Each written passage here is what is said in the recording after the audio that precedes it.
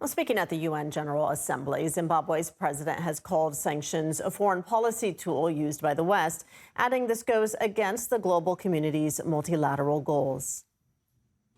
We further condemn the use of unilateral and illegal sanctions as a foreign policy tool at the disposal of some powerful nations, such as those sanctions imposed on Zimbabwe and the countries like Cuba.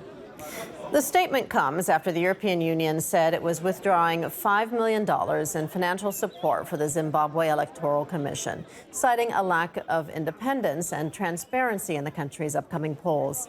Calling the bloc biased and anti-democratic, a spokesperson for the Zimbabwean government said the country never asked for the funds to begin with.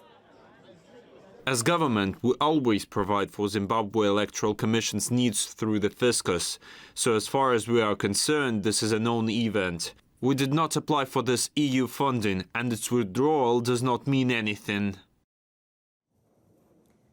Political analyst Kudzai Mutisi says the EU's self-serving interest is behind the latest move.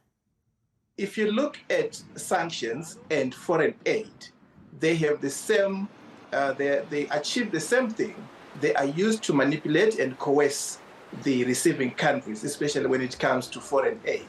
So the European Union was giving this money to the Zimbabwe Electoral Commission, not really in good faith, but they were using it to manipulate and coerce the Zimbabwe Electoral Commission so that they may achieve their own foreign policy goals.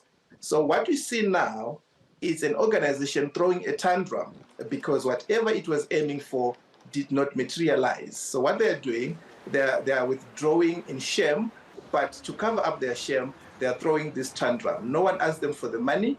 They brought it voluntarily and with the aim of trying to have some influence on the elections. When that didn't happen, they are throwing a tantrum.